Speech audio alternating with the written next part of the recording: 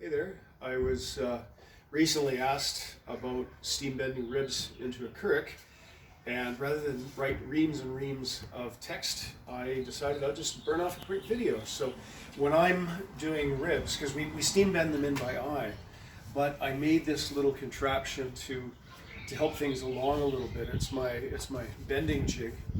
It measures, the base measures 51 inches long, so that it's wide enough for any Currach.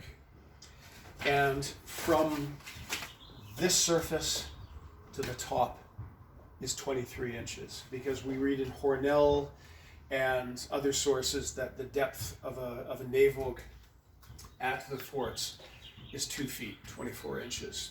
So people will bend these in by eye, and it's great because the width of the boat is often a two-person job, each bending equally and putting it in. But what I've found when working with people who haven't bent wood before or aren't terribly practiced woodworkers, that I make this, and if you see, I haven't cleared off all of these stringers. This is our demonstrator Currach frame that anytime we go to a wooden boat show, we pull this thing out and we do a boat building display for a couple of days. So maybe this thing will be finished, probably not, because it's a performance piece sort of thing.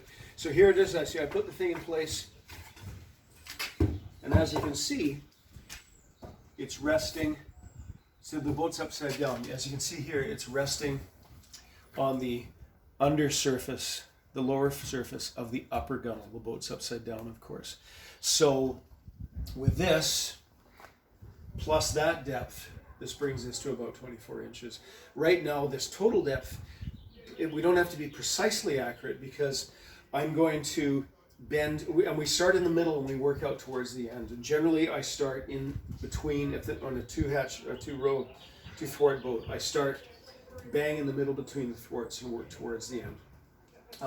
Because you start with a longer stock, and as you work towards the shorter ribs, if a longer rib breaks, that shorter unbroken piece might be recyclable. And certainly if it isn't for a full rib, perhaps it can be used for one of the floating ribs or the false ribs that we put in where people are likely to put their feet. Now this one has been designed as per Alan Byde's article and some of the older articles, so that the rib mortices are quite big, because the rib, I'm using it for this, I'm using the old rib dimension of 3/8 of an inch by a full 2 inches. I think now, I'm of two minds about that. I see a lot of boats where they've ripped the ribs in half, so they're now 3/8 of an inch by an inch, and they just increase the number of the things. That can be the subject of a later screaming argument or discussion.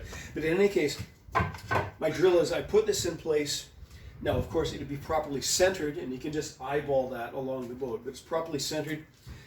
The rib comes out, we bend it over this so that the rib goes into its mortise on either side, and it's supported in the middle. So it takes the guesswork out of how deep the ribs are to be. We do it to either end until we get to the point where this is simply too deep, which for this boat was going to be about here. Sometimes the other thing I will do is, in addition to this, I will lay a stringer on top of it that goes back to and is clamped at the stern crosspiece, the lower transom, as it were, the stern crosspiece, so that as we work towards the end, we can sort of eyeball that shape into place.